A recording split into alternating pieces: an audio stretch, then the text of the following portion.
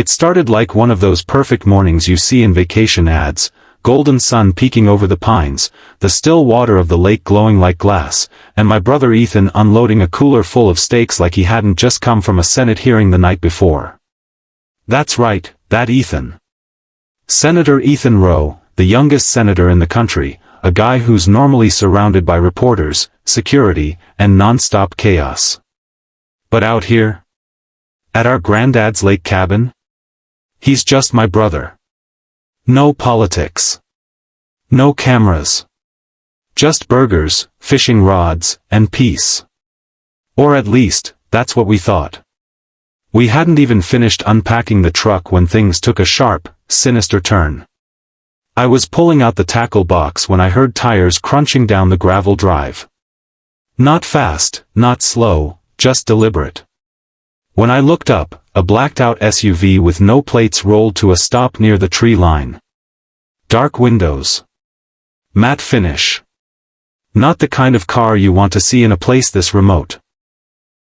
Ethan wiped his hands on his shorts and gave me that, "You seein' this too, look." Before we could say a word, the driver's door opened.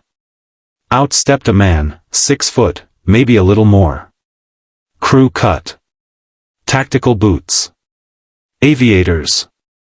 He looked like law enforcement, or at least someone who wanted us to think he was. He walked up without a smile and pulled a leather badge case from his belt. "You two need to come with me," he said flatly. No hello. No explanation. Just that. Ethan and I exchanged glances. "Excuse me?" Ethan asked calmly.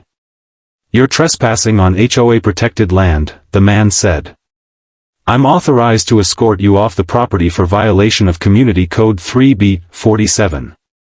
I blinked. "HOA?" I repeated. "There's no HOA here." That wasn't just a guess. That was fact. This lakefront land had been in our family since 1952. Our grandfather, a stubborn old Navy vet, specifically chose this area because it was outside the HOA district. He even had a plaque made for the porch that read, "No rules. No boards. Just peace." The man didn't flinch. He shifted his stance and looked at Ethan. "Sir, step away from the cabin. You're not listed on the approved residency record." Ethan took one step forward, all calm but ice cold in his tone. "Let me see that badge again." The guy held it out for half a second, just enough to flash something shiny, then snapped it shut. I couldn't even read the lettering. That was red flag number 1. Red flag number 2? The patch on his sleeve read, Silver Pines Enforcement Division. Which doesn't exist. "Who are you with?" I asked. He gave a quick reply, "Community Enforcement Unit." I pulled out my phone and hit record. "You realize impersonating law enforcement is a federal crime, right?" I said. "Especially when you're confronting a United States senator." That's when the guy's posture changed. His jaw clenched. His eyes flicked to Ethan, who was already reaching into his bag, not for a weapon, but for his ID. He pulled out a slim leather wallet and opened it to show a blue and gold Senate credential card. "Not something you can fake. Senator Ethan Rowe," he said. "And this is my family's private property. Now you've got about 5 seconds to explain who sent you before this becomes a federal incident." The man looked rattled. Just for a second. He opened his mouth, then snapped it shut again. Then, with zero warning, he turned and bolted. Full sprint. Back to the SUV. I yelled out, "Hey," and started after him, but he was already diving into the driver's seat. Tires spun, gravel sprayed, and the SUV fishtailed back down the road, nearly hitting a pine tree on the way out. I barely got a shot of his plates, because he didn't have any. Just a black square where the numbers should have been. Ethan stood still, calm, then finally said, "Well." That escalated fast. We stood there in total silence for a moment. No wind. No birds. Just that eerie post-event quiet where your body hasn't caught up to the danger you just avoided. I looked at Ethan. What just happened? That, he said, was someone trying very hard to make us leave this cabin. And they were willing to pretend to be a cop to do it. But why? I asked. You think it's political? Maybe. But it could also just be personal. Let's not forget, some folks around here hate that we never joined the HOA. He wasn't wrong. Our nearest neighbor? Karen Delancey, president of the Silver Pines HOA. She'd been on our backs for years, trying to get us to voluntarily join her beloved homeowners association. She hated that we didn't follow her lakefront landscaping rules, or paint our dock the HOA-approved color. She'd even once sent us a fake fine in the mail with a note that said, "You might not be in the HOA, but you're next to it." Think about that. I looked at Ethan. You think she sent him? Ethan didn't answer right away. He looked out at the lake. Calm again. Focused. Doesn't matter, he said. Because we've got video. And this isn't just a property dispute anymore. It's criminal impersonation, and possibly worse. He was right. This wasn't some harmless HOA disagreement. Someone had sent a man posing as an officer to remove, or intimidate, a sitting U.S. senator from private property. That's not a fine. That's a felony. And whoever was behind it had just made the biggest mistake of their lives. Because they came after the one person who knew exactly how to expose them, legally, publicly, and permanently. The moment the black SUV disappeared down the gravel road, Ethan's demeanor shifted. That calm, controlled senator mask melted away, and I saw my older brother's real side, the one that only shows up when something serious goes down. He pulled out his phone, tapped a contact labeled Chief Counsel, and walked toward the dock with firm steps. Yeah, I need verification on a law enforcement impersonation case, he said into the phone. Immediate. Possible political targeting, unknown threats, maybe HOA related. Yes, I said HOA. He paused, then added, no, this isn't a joke. It happened 5 minutes ago. I stood by the cabin porch, my phone still recording just in case anyone else decided to show up. I couldn't shake the look in that fake cop's eyes, cold, determined, and a little too rehearsed. This wasn't just a guy acting on his own. Someone sent him. And Karen Delancey was at the top of our suspect list. Now let me tell you something about Karen. She doesn't just enforce HOA rules. She breathes them. She once fined a neighbor for having too many birds in their yard. She filed a complaint when a Vietnam vet put up an American flag that was too large for regulation. Her HOA newsletters read like military orders. She wasn't just a rule keeper, she was a tyrant with a clipboard. And we had always been her biggest failure. Why? Because we didn't belong to her kingdom. Our land was grandfathered in decades ago, and she hated that we never signed the voluntary agreement to join her HOA. To her, we were disruptive, uncooperative, and unsightly. In reality, we just wanted to live free. That same afternoon, Ethan and I checked every camera on the property. Our grandfather had installed trail cams all around the woods for wildlife and security. Sure enough, 2 different cams picked up the SUV creeping in through a side trail, not the public road. Which meant whoever came here knew the terrain. They avoided the main entrance on purpose. That wasn't random. That was planned. Ethan sent the footage straight to Capitol Security. Within 20 minutes, a black government Suburban pulled up our real driveway, this one with plates, IDs, and legit badges. One of the agents, a woman named Agent Callahan, stepped out and approached Ethan like he was the president. Senator, we've confirmed your location is not within HOA jurisdiction. But what you experienced constitutes impersonation of federal law enforcement, potential attempted coercion, and trespassing on private land. Ethan nodded. And I want to know who's behind it. We're already working on facial recognition, she said. But there's another issue. She motioned toward the SUV footage. This vehicle is registered to a shell company in Colorado. The same LLC that funds a private security contractor used by several high-profile HOAs across the country. I raised my eyebrows. Wait, are you saying some HOAs hire fake cops? Agent Callahan nodded grimly. It's not widespread, but yes. Some HOAs with large budgets have contracted private enforcement officers to intimidate non-compliant residents. It's highly illegal when they impersonate real police. We've been tracking 2 similar cases in Georgia and Arizona. Ethan crossed his arms. So this isn't just about me. No, Senator. This might be bigger than your cabin. That night, as the sun dipped behind the hills, Ethan and I sat on the porch with laptops, flashlights, and a 6-pack of root beer from the local general store. We were no longer just relaxing by the lake. We were building a case. Look at this, I said, showing him a PDF I found buried in the Silver Pines HOA meeting minutes. Karen submitted a motion last month to annex the bordering properties, including ours. Ethan leaned in. Let me guess, unanimously passed? Yep. But it's not legal without consent. Which we never gave. So she's trying to force us into the HOA by pretending it already happened, he muttered. And when that didn't work, she sent someone to escort us off our own land.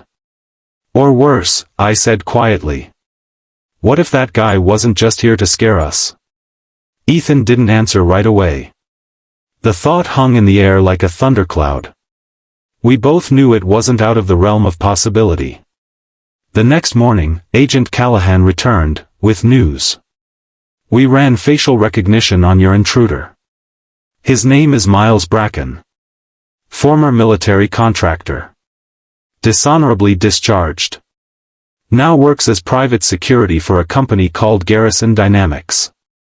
She handed Ethan a folder. And guess who holds a 20% ownership stake in Garrison Dynamics? Ethan flipped the page. His eyes narrowed. Karen Delancey? Through a shell trust managed by her nephew, Callahan confirmed. It's buried deep, but we traced the payments from HOA funds to the security firm. This wasn't a random act. It was premeditated. I stood there stunned. She used HOA dues to hire a thug? That's not all, Callahan said. We also found emails between Karen and Garrison Dynamics discussing your family's removal. Her exact words, the senator's presence is a liability. Handle it quietly. Ethan's jaw tightened. She tried to orchestrate an off-the-books intimidation, maybe worse, against a sitting U.S. senator. That's federal prison territory. Callahan nodded. We're ready to move, Senator. With your go-ahead, we'll coordinate with state police and the FBI. She's going down. Ethan didn't hesitate. Do it. By noon, we watched from the cabin deck as 4 black SUVs rolled up Karen's perfectly trimmed driveway. Agents swarmed her front door while neighbors peeked through blinds. She came out screaming, waving papers, claiming innocence. But within minutes, she was in cuffs, charged with conspiracy, impersonation, misuse of funds, and obstruction. Her little HOA kingdom crumbled before her eyes. And as for us? We stayed another week. Peacefully. No fake cops. No drama. Just nature, quiet, and a fire pit under the stars. 3 days after Karen's arrest, the lakefront was quieter than ever. Neighbors who once cheered Karen on were now either hiding or pretending they never supported her. HOA signs were quietly taken down. News vans showed up the next morning. And suddenly, my brother, the quiet, policy-wonk senator from out of state, was a trending name on every major network. But Ethan wasn't interested in fame. He was interested in making sure this never happened to another family. "This isn't just about me, Jake," he told me while reviewing files with his team. "If Karen could pull this off in a sleepy HOA neighborhood, what's stopping other rogue boards across the country?" He was right. Karen had used her position of power, HOA funds, and legal loopholes to hire armed muscle and intimidate us off our own land, because we didn't bend to her rules. How many others had been threatened into silence? Ethan decided to act fast. That same week, he called an emergency press conference right from our family's cabin dock. The media lined up on the gravel driveway, cameras rolling, microphones extended, waiting for the headline. Ethan stepped up in front of the lake, calm and confident, and gave the kind of speech that could make even the coldest politician look human. "I stand here not just as a U.S. senator," he began, "but as a brother, a son, and a citizen who watched a neighborhood group weaponize power for personal gain. What happened to me could have happened to any of you. That is unacceptable. It ends now." He went on to introduce the HOA Accountability and Oversight Act, a new federal bill aimed at regulating private HOA security, preventing unauthorized enforcement actions, and holding HOA board members personally liable for misuse of funds and intimidation tactics. The crowd went wild. His speech hit every major news channel by nightfall. Social media exploded with support. But not everyone was clapping. Later that evening, Ethan received a direct message on his encrypted political line. It was anonymous. No name, no number. Just a file, labeled HOA List, Private Enforcement. Inside were over 50 HOA organizations across the U.S. that had paid for private enforcement units. Some were minor contracts, for things like event security or property patrols. But 6 of them had similar red flags to Karen's setup: fake uniforms, false citations, forced evictions from legally owned property. In one case, a resident disappeared. The document included addresses, payment trails, and shell company names. Someone from the inside had just handed Ethan the blueprint to a national scandal. "This isn't just one bad HOA," he whispered, eyes scanning the file. "This is a network." He immediately called Agent Callahan. Within hours, federal agents were reviewing the file, linking Garrison Dynamics to multiple incidents of civil abuse. Turns out, Karen wasn't the mastermind. She was a client in a much larger operation that profited off fear, intimidation, and legal gray zones in private communities. Meanwhile, Karen was already in federal holding. She'd tried to claim the entire thing was a misunderstanding, blaming her security consultant and denying any intent to harm. But the email said otherwise. Her statement about Ethan being a liability wasn't just cruel, it was damning. Prosecutors were already stacking charges. That weekend, Ethan was called to testify in a pre-trial hearing. It was surreal watching him walk into that federal courtroom, calm, crisp suit, flanked by 2 marshals. The judge, a no-nonsense woman with years of criminal bench experience, took one look at the evidence and ordered Karen held without bail. This court finds compelling evidence that the defendant knowingly and willfully engaged in a conspiracy to intimidate and remove a United States senator from his lawful property through unlawful means, she declared. Bail denied. Karen's face went pale. Her attorney sat frozen. But the fallout didn't stop there. Within a week, 3 more HOA board presidents from other states were arrested for related misconduct. Garrison Dynamics was shut down. Federal charges were pending. And national news outlets had officially dubbed it, the Great HOA Crackdown. Our quiet lakeside cabin had become ground zero for one of the largest HOA scandals in the country. Back at the cabin, the silence returned. But it wasn't the uncomfortable kind. It was peaceful. Ethan and I sat by the fire pit one night, watching the flames flicker against the dark water. "You know," I said, "it's kind of insane. You came here for vacation. Next thing you know, you're cracking open national fraud rings." He chuckled, shaking his head. I just wanted some peace and quiet. Maybe catch a few fish. Instead, you caught criminals, I replied. Big ones, he said. But worth it. The cabin wasn't just our family retreat anymore. It was a symbol of resistance, justice, and not backing down when power gets misused. And to think, it all started with a fake cop, a clipboard queen, and one ridiculous HOA fine. By the time Karen's trial rolled around, the world had already moved on, at least, most of it had. But our family hadn't.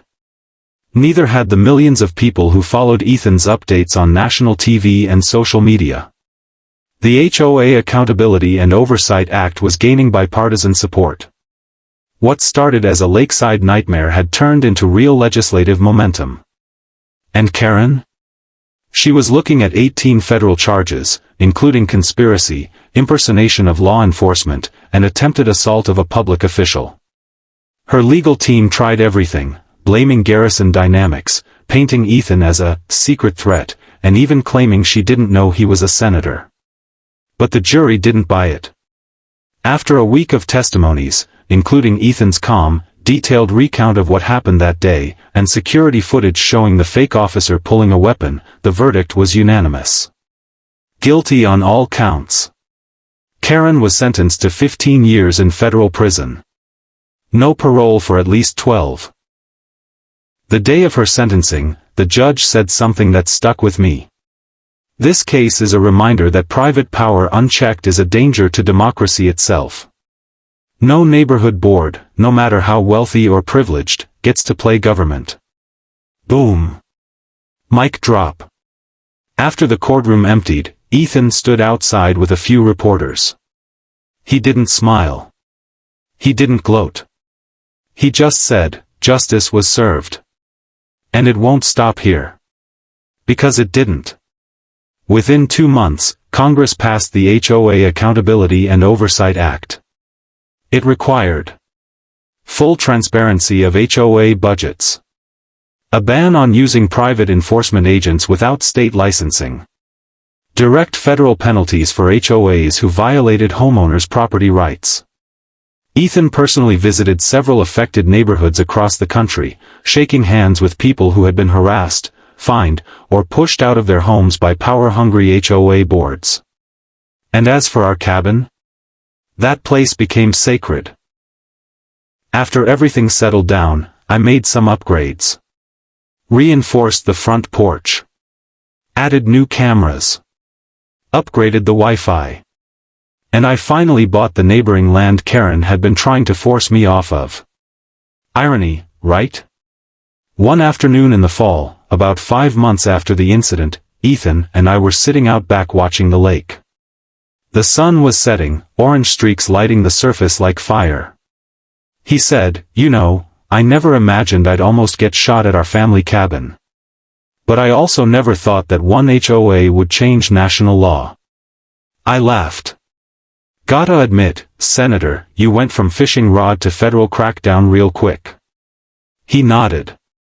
It was never about politics, though. It was about standing up when someone thinks their rules are above the law. He was right. Because at the heart of it all, this wasn't a story about an angry Karen, a fake cop, or even a corrupt HOA. It was about what happens when you refuse to be bullied. About knowing your rights. About holding the line. And yeah, it was about putting someone in their place when they mess with the wrong family. Especially one with a U.S. senator in it. Today, people still send us emails about what happened, some asking for help, some just saying thanks for standing up. And every time I walk past the old HOA sign, still lying face down behind my garage, I smile. Because that sign used to mean control, intimidation, fear. Now, it's just a reminder of the day Karen pushed too far. And got burned by the Constitution.